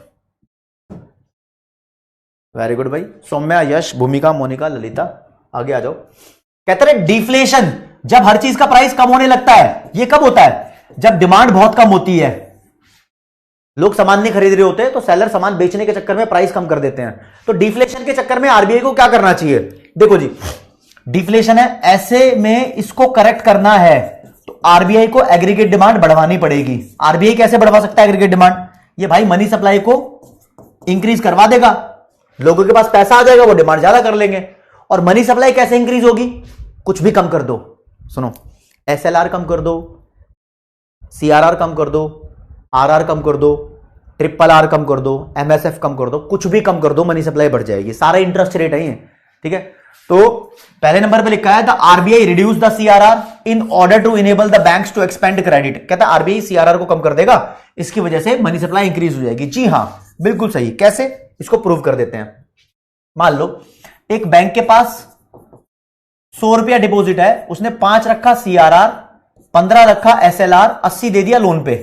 RBI कह रहा है भाई तू अपने सीआरआर कम कर दे, 5 की जगह 1 कर दे, जो 4 रुपए फालतू बचे हुए ना वो लोन पे दे दे। तो अब लोन 84 का जाएगा मार्केट में। अगले क्वेश्चन पे आएंगे। कौन सी लाइन यहां पर करेक्ट है? 4 लाइनें लिखी हुई हैं। चलो जी, आपके लिए 45 सेकेंड्स। कौन सी लाइन करेक्ट है ये बतानी है। मैं पढ़ देता हूं धीरे धीरे करके आपके साथ भी। The governor of the RBI, RBI का जो हेड होता है उसको गवर्नर बोलते हैं, इन consultation with ministry of finance, ministry of finance के साथ कंसल्ट करता है और डिसाइड करता है पॉलिसी रेट क्या होनी चाहिए, मतलब रेपो रेट क्या होनी चाहिए। ऐसा कुछ नहीं होता, आरबीआई अपने आप में ऑटोनोमस बॉडी है, क्यों करेगा किसी और से मतलब डिस्कशन इस बारे में नहीं करेगा। तो while CRR has to be maintained by the banks, मतलब जब बैंक्स को सीआरआर मेंटेन करके रखनी पड़ती है एज कैश, जो कि आरबीआई के पास जाएगी, तो the SLR requires holding of approved assets by the bank itself. यानी कहने बोला है, ढंग से सुनो, कहता है सीआरआर तो आरबीआई के पास रखवाते हैं, एसएलआर बैंक अपने पास ही रखते हैं। हाँ या ना? बिल्कुल हाँ यार, सोचने की जरूरत है क्या? एसएलआर तो बैंक अपने पास ही रखते हैं। ठीक है जी, अगले पे आते हैं। कहता है RBI provide financial accommodation to the commercial banks through repo और reverse repo rate. Reverse repos भी बोल लो उसको। फाइनेंशियल अकोमोडेशन का मतलब होता है फाइनेंशियल फैसिलिटी। भैया फाइनेंशियल फैसिलिटी यानी लिक्विडिटी एडजस्टमेंट फैसिलिटी की बात कर रहा है, इस वर्ड को ध्यान रखना। आरबीआई ने एक मार्केट क्रिएट की हुई है मुंबई में, तो वहां पर वो लिक्विडिटी एडजस्टमेंट फैसिलिटी देता है, तो कहते हैं कि फाइनेंशियल अकोमोडेशन दे रहा है। अकोमोडेशन का मतलब वैसे रहने की जगह होती है, लेकिन बोल रहा है कि बैंकों को कुछ पैसा मिल जाता है तो सर्वाइव करने का मौका मिल जाता है, तो उस लैंग्वेज में। Dash is a money market instrument which enable collateralized short term borrowings and lending through sale and purchase operations in debt instruments. कह रहा है, चलो तुम्हें टाइम भी दे देता हूं इसके बारे में, ये लो। इसका कहना है कि कह रहा है नीचे दिए हुए चार चीजों में से एक ऐसा मनी मार्केट का इंस्ट्रूमेंट है जिसमें आप कोलेट्रल प्रोवाइड करके शॉर्ट टर्म लोन लेते हो। कोलेट्रल मतलब कुछ गिरवी रखवाओगे और शॉर्ट टर्म लोन लोगे, ठीक है। लोन लोगे किससे? आरबीआई से। तो आप अपनी सिक्योरिटीज को दे दोगे आरबीआई को, तो सेल कर दिया, फिर लोन ले लोगे। अब जब आपको वापस करना होगा पैसा तो आरबीआई बोलेगा तो अपने सिक्योरिटीज अपने पास रख ले, मतलब परचेज कर ले। तो this is repo rate, this is repo rate, ध्यान रखना। जब आरबीआई गवर्नमेंट की सिक्योरिटीज पब्लिक को बेचता है तो वो ओपन मार्केट ऑपरेशन होता है। जब ये सिक्योरिटीज का ट्रेड बैंक और आरबीआई के बीच में चलता है तो वो रेपो रेट के बारे में बात कर रहे होते हैं, मतलब लोन लेकर रेपो रेट चुकानी है। ठीक है जी, डी वाला इज द आंसर। ओके, अगला। In India the term policy rate refers to. Policy rate का मतलब क्या होता है हमारे देश भारत के अंदर? भैया पॉलिसी रेट का मतलब एक ऐसा रेट होता है जिसके बिहाफ पर दूसरे इंटरेस्ट रेट डिसाइड किए जाते हैं। तो सबसे पहले रेपो रेट डिसाइड किया जाता है, उसके बाद उसमें अगर एक प्लस कर दोगे तो एमएसएफ रेट आ जाएगा, उसमें से एक माइनस कर दोगे तो रिवर्स रेपो रेट आ जाएगा। तो ये सबसे मेन होता है। तो यहां लिखा है the fixed repo rate quoted for sovereign securities, मतलब government securities in the overnight segment of liquidity adjustment facility. यानी पॉलिसी रेट एक ऐसा फिक्स रेपो रेट होता है, मतलब फिक्स रेपो रेट का मतलब रेपो रेट को फिक्स करना, ठीक है, फिक्स किया गया है, और यही सब चीजों के लिए एक क्राइटेरिया सेट बन जाता है। तो this is C. Okay, the reverse repo operation या takes place when. Reverse repo operation का मतलब हो गया कि आरबीआई कमर्शियल बैंक के डिपॉजिट्स को अपने पास एक्सेप्ट करके कमर्शियल बैंक को लो इंटरेस्ट देना शुरू करता है, तो ये रिवर्स रेपो का ऑपरेशन हो गया। ऐसा कब होता है? सिंपल लाइन लिखी हुई है, कुछ भी हो, तुम दो इसका आंसर, आप दोगे इसका आंसर। चलो मैं एक घुट पानी पी लूं।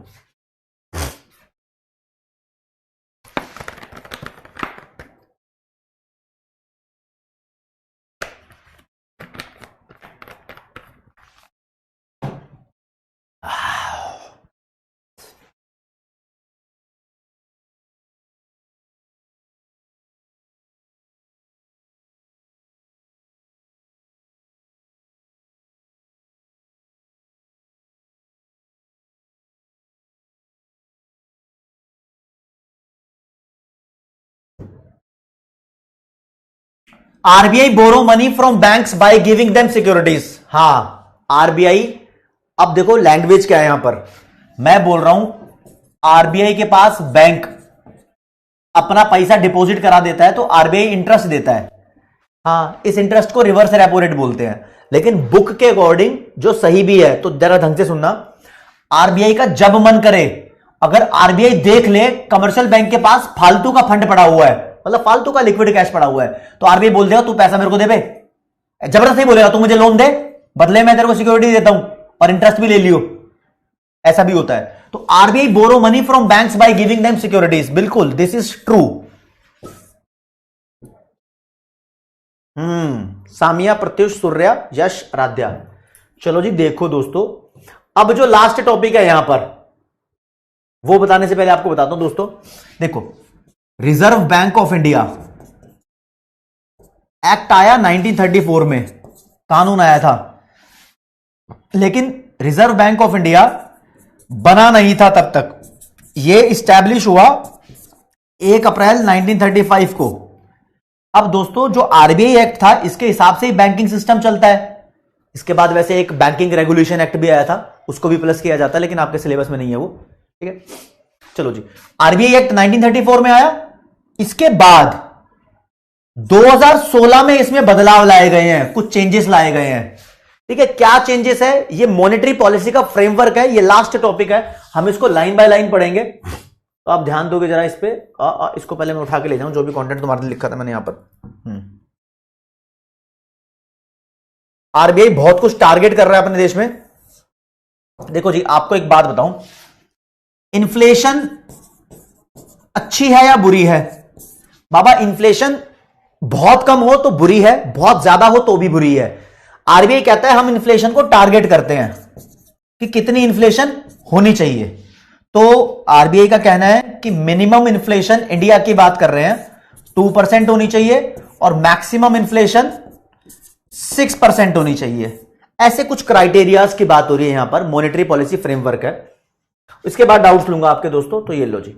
तो लास्ट टॉपिक दिया हुआ है बुक के अंदर, this is organisational structure for monetary policy decision. जो मॉनेटरी पॉलिसी के डिसीजन लिए जाते हैं उसके लिए क्या ऑर्गेनाइजेशन का स्ट्रक्चर होता है, इसमें कैसे डिसाइड किया जाता है। तो देख लो जी उस्ताद, आप जरा ढंग से पढ़ना जरा इस चीज को, इंपॉर्टेंट है।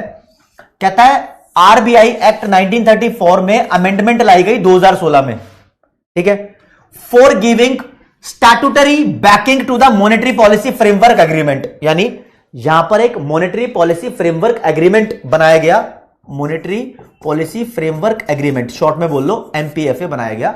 इसको एक लीगल सपोर्ट दे दी गई 2016 में। और ये एग्रीमेंट क्या बोलता था, इसके बारे में आगे पढ़ना है। तो लिखा है it is an agreement reached between the government of India and RBI. यानी यहां पर क्या हो गया, बहुत भसड़ भी हुई थी इसमें। कहता है गवर्नमेंट ऑफ इंडिया और आरबीआई के बीच में डिस्कशन होगी, दोनों बात करेंगे इन्फ्लेशन रेट के बारे में। भैया कितनी होनी चाहिए इन्फ्लेशन रेट, क्या टारगेट होना चाहिए। तो ठीक है, आरबीआई और गवर्नमेंट ऑफ इंडिया के बीच में एक मिलन हुआ on the maximum tolerable inflation, कितने इन्फ्लेशन टॉलरेट की जाएगी, सहन की जाएगी, that RBI should target to achieve price stability. यानी देश में प्राइस की स्टेबिलिटी बनाए रखने के लिए आरबीआई को सोचना होगा मैक्स टू मैक्स कितनी इन्फ्लेशन होनी चाहिए, कम से कम कितनी इन्फ्लेशन होनी चाहिए। तो द अमेंडेड आरबीआई एक्ट, जो 2016 में अमेंडमेंट होने के बाद आरबीआई एक्ट था, यह बताता है एक statutory basis for the implementation of flexible inflation targeting framework. कहता है कि अब से 2016 में एक फ्लेक्सिबल इन्फ्लेशन को टारगेट करने का फ्रेमवर्क फॉलो किया जाएगा। यानी आप ये नहीं बोल सकते कि सिर्फ 4% इन्फ्लेशन होनी चाहिए, ये कह रहा है फ्लेक्सिबल 2% से 6% के बीच में इन्फ्लेशन होनी चाहिए, बस इतना बोल दिया, ठीक है, ओके। तो ये कहता था फ्लेक्सिबल इन्फ्लेशन टारगेटिंग फ्रेमवर्क होना चाहिए, इसने ये बोला 2016 से, ठीक है। इसमें मॉनेटरी पॉलिसी फ्रेमवर्क एग्रीमेंट था, इसके अंदर ये वाली अप्रोच बताई गई कि हम इस अप्रोच को फॉलो करेंगे। पहले जो अप्रोच चलती थी उसको बोलते थे मल्टीपल टारगेट अप्रोच, मल्टीपल चीजों को टारगेट किया जाता था, वो हटा के इसको टारगेट करेंगे इन्फ्लेशन को। तो लिखा है announcement of official target range for inflation is known as inflation targeting. कहता है जब आरबीआई ऑफिशियली अनाउंस कर देता है कि हम कितनी इन्फ्लेशन रखना चाहते हैं, तो इसको बोलते हैं इन्फ्लेशन टारगेटिंग। अच्छा, बोलने की जरूरत क्या थी, ठीक है, ओके जी। अगला क्वेश्चन बोल रहा है भैया, कहता है मतलब वही टॉपिक चल रहा है, the expert committee under Urjit Patel. Urjit Patel हमारे आरबीआई के गवर्नर थे उस समय। इनकी एक्सपर्ट कमिटी बैठी और उन्होंने रिवाइज किया मॉनेटरी पॉलिसी फ्रेमवर्क को, यानी दोबारा से मॉनेटरी पॉलिसी रिवाइज की। कब? 2014 में, पहले चल रही थी, मतलब 2014 में दोबारा रिवाइज की, उसके बाद 2016 में वो सिस्टम बना दिया था जो मैंने बताया। तो 2014 में हमारे पास एक मल्टीपल इंडिकेटर अप्रोच चलती थी इन्फ्लेशन को टारगेट करने के लिए। क्या अप्रोच थी वो रहने दो, बस इतना ध्यान रखो, मल्टीपल इंडिकेटर अप्रोच चलती थी, उसको अबंडन कर दिया, मतलब फिनिश कर दिया। उर्जित पटेल ने बोला इसको फिनिश करेंगे, ठीक है। तो the inflation target is to be set by the government of India in consultation with RBI in every 5 year. अब तुम्हें बताता हूं जो बहुत इंपॉर्टेंट चीज आपको ध्यान रखनी है। देखो जी, कोई बोलता है कि इन्फ्लेशन कौन सेट करता है, तो इन्फ्लेशन टारगेट हमारे देश की सरकार प्लस आरबीआई सेट करते हैं। वो भी कब सेट करते हैं, इस पॉइंट को अंडरलाइन करना है भाई, ये मेन पॉइंट है। इन एवरी 5 ईयर, हर 5 साल में। अगर मान लो आज डिसाइड कर लिया तो 5 साल तक वही चलेगा। तो यहां पर दिया भी हुआ है हमारे पास, लिखा हुआ है accordingly central government has notified, सरकार ने बता दिया कि 5 अगस्त 2016 से 31 मार्च 2021 तक सरकार ने बताया कि मैक्स टू मैक्स 6% इन्फ्लेशन हो सकती है और कम से कम 2% इन्फ्लेशन हो सकती है। मतलब 5 साल तक तो यही है, फिर 2021 से 2026 का अलग होगा, वो तुम्हारे कोर्स में नहीं है, ठीक है जी। और यहां लाइन लिखी हुई है एक 4% consumer price index inflation as the target for period of, हाँ, एक ये होलसेल प्राइस इंडेक्स की इन्फ्लेशन है और एक नॉर्मल कंज्यूमर प्राइस इंडेक्स की इन्फ्लेशन भी होती है, 4% उसको टारगेट किया गया है। चलो 4% वाली छोड़ दो। अब नीरज खत्री पूछ रहे हैं सर इन्फ्लेशन टारगेट क्या होता है? राज्य, इन्फ्लेशन को टारगेट करना कि कितनी होनी चाहिए, ये इन्फ्लेशन टारगेटिंग होता है। इस इन्फ्लेशन टारगेटिंग में कौन कौन होता है? आरबीआई और सेंट्रल गवर्नमेंट। ये एक बार डिसाइड कर ली तो 5 साल के लिए हम इसको होल्ड करके रखते हैं, ठीक है, और हर 5 साल में इसको रिवाइज करते हैं, ठीक है। लेकिन अब इस पॉलिसी का कहना था, चलो थोड़ी सी बातें सुनो, आगे बोलते हैं। The RBI is mandate to publish a monetary policy report. RBI को बोल दिया भाई अब कंपलसरी है कि तू हर 6 महीने में एक मॉनेटरी पॉलिसी रिपोर्ट छापेगा इन एवरी 6 मंथ्स, ताकि जनता को पता लगता रहे कि क्या चल रहा है, यानी जो इन्फ्लेशन है वो कहां है, क्या सोर्स है इन्फ्लेशन का, एक्सप्लेन कर। आरबीआई हर 6 महीने में रिपोर्ट छापता है, ठीक है, और बताता है कि ठीक है भाई इन 6 महीने में इन्फ्लेशन इतनी नहीं है, अब आने वाले 1.5 साल तक यानी 18 महीने तक इन्फ्लेशन कितनी होने के चांस है, यह भी बताता है आरबीआई। तो एंड आरबीआई फोरकास्ट यानी आइडिया लगाता है inflation for the coming period of 6 to 18 month, 6 से 18 महीने मतलब 1.5 साल तक, आधे साल से 1.5 साल तक कितनी और इन्फ्लेशन हो जाएगी, इसका आइडिया बताता है, ठीक है। लेकिन सबसे बड़ी बात जो आपको जाननी है यहां पर देखो, इन्फ्लेशन को टारगेट कर लिया, इतनी होनी चाहिए, मान लो मैक्स टू मैक्स 6%, कम से कम 2% इन्फ्लेशन होनी चाहिए। टारगेट करने से कुछ नहीं होता, बीच बीच में चेक करना पड़ता है कि क्या तुम्हारी पॉलिसीज इसके हिसाब से ही बन रही है क्या, 6 और 2 का जो इन्फ्लेशन का ब्रैकेट है इसके हिसाब से बन रही है क्या, तुम फेल तो नहीं हो रहे कहीं।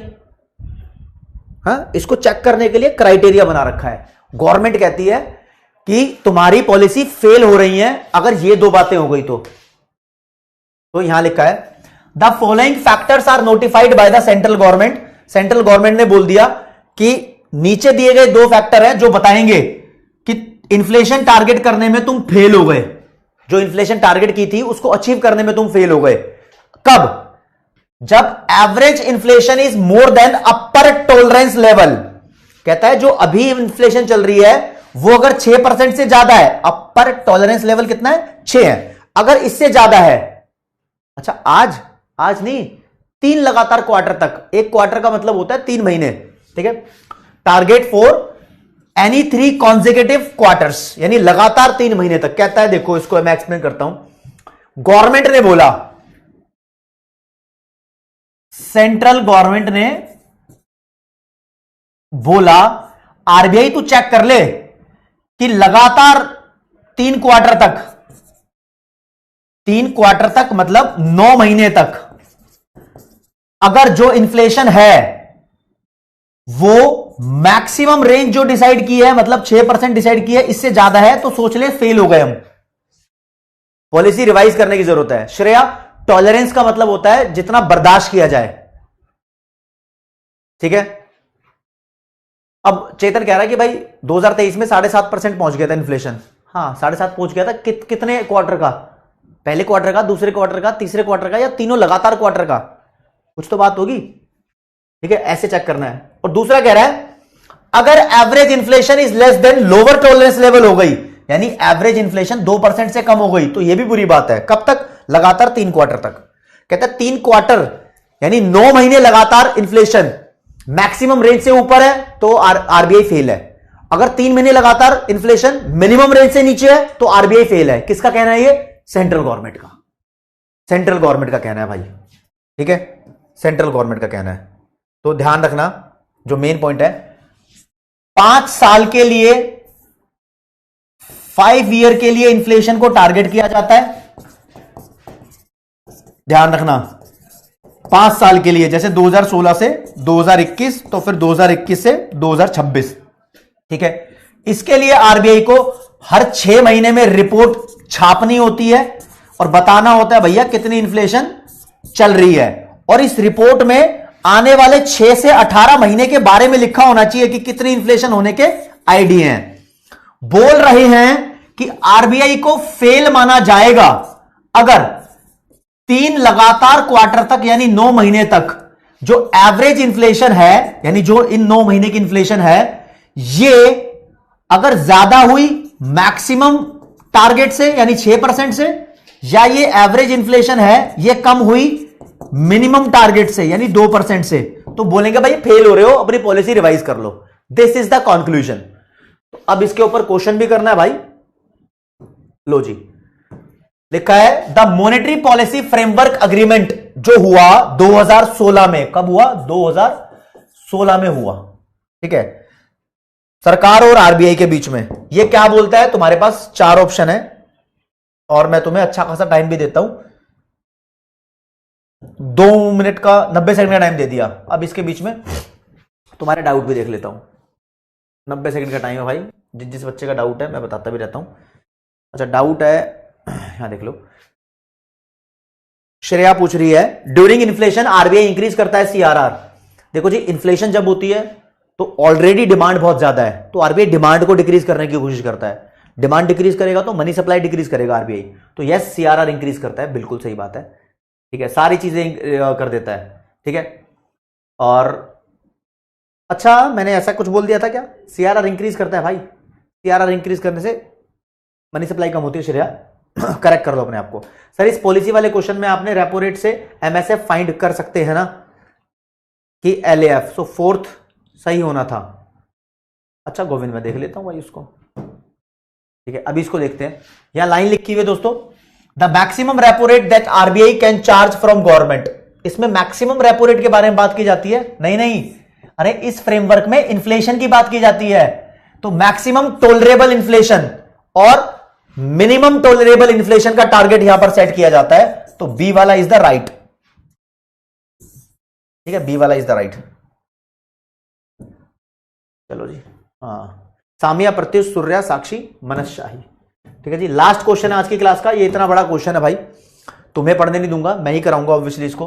कह रहा है विच स्टेटमेंट आर ट्रू। 4 लाइनें लिखी हैं और बोल रहा है कि कौन सी लाइन सही है। तुम्हें भी दे देता हूं खेलने के लिए।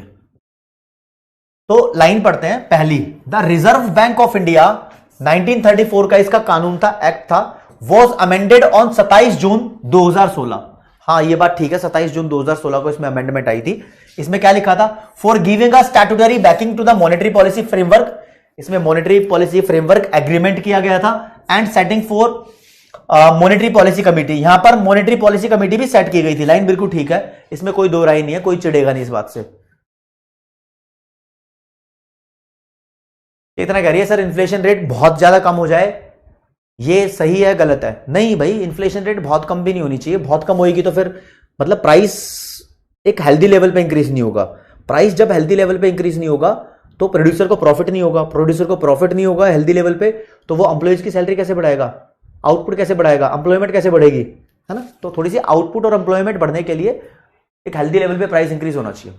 अगला, the monetary policy committee shall determine the policy rate. Monetary policy committee decide करेगी कि क्या पॉलिसी रेट होना चाहिए थ्रू अ डिबेट। हाँ यार, ये लाइन मैंने लिखी नहीं थी लेकिन मैं आपको बता रहा हूं, इसमें लिखा था एक मॉनेटरी पॉलिसी कमिटी बनाई जाएगी, ये पॉलिसी रेट डिसाइड करेगी, वहां पर डिबेट होगा, बहुत सारे इकोनॉमिस्ट बैठे होंगे, and majority vote by a panel of experts required to achieve the inflation target. यानी मान लो 10 इकोनॉमिस्ट बैठे हैं, तो जो ज्यादातर इकोनॉमिस्ट बोल रहे होंगे उतना इन्फ्लेशन को टारगेट किया जाएगा। ये दोनों लाइनें सही हैं और दो ऑप्शन नीचे गिवन है, तो फर्स्ट और सेकंड दोनों लाइनें सही है, तो सेकंड वाले ऑप्शन को टिक कर देंगे, बी वाला यहां पर सही हो जाएगा। ठीक है, आगे पढ़ने की इसको जरूरत ही नहीं है। कहां गया मेरा पोल? ठीक है जी, विकास, सुजल, प्रियंका, अंशुल, ललिता बिंद आर द टॉपर्स। अब मैं आपको बताना चाहूंगा दोस्तों, देखो मुझे पता है पब्लिक फाइनेंस चैप्टर 7 तुम्हारे लिए क्रिटिकल रहा है, थोड़ा बहुत चैप्टर 8 भी क्रिटिकल रहा होगा। दोनों का मैं प्लान कर रहा हूं कि 11 तारीख को, कौन सा महीना चल रहा है भाई ये, 11 अप्रैल को इसका डाउट सेशन ले लूं।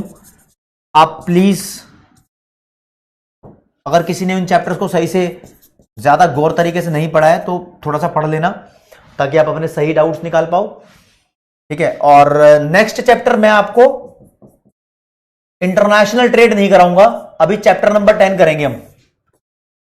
चैप्टर 10 करेंगे इंडियन इकोनॉमी, उसके बाद कराऊंगा इंडियन इकोनॉमी कराऊंगा, इसके बाद दूसरा चैप्टर कराऊंगा, तो टेंशन मत लेना, थोड़ा मजा भी आएगा। ठीक है, लीडर बोर्ड दिखाने से पहले एक बार आपके डाउट्स में जरूर देखना चाहूंगा कि कौन कौन से बच्चे का कौन कौन सा डाउट बचा हुआ है। सर अगर बिल ऑफ एक्सचेंज से बैंक और आरबीआई कैसे पैसे कमा लिया? अरे अकाउंट्स नहीं पढ़ते क्या तुम? मतलब आरबीआई के पास 97,000 में वो 1 लाख का बिल आ गया, 3 महीने बाद उसको 1 लाख मिल जाएंगे, जो मैंने एग्जांपल बताया था। ठीक है, ओके दोस्तों। तो यार नंबर 1 पे प्रिंस गुप्ता, फिर श्रेया अग्रवाल, फिर प्रियंका साहनी, ललिता बिंद, मानस शाही, कल्पना, नीरज, चेतन, प्रत्युष और Anas. These are the toppers in the today's class. तो दोस्तों आज की क्लास में इतना ही। प्यार में कोई कमी नहीं रहनी चाहिए, प्यार बना रहना चाहिए, है ना? हाँ प्रियंका, बिल्कुल ठीक है ना। ओके, तो जय हिंद, जय भारत, नमस्कार, धन्यवाद।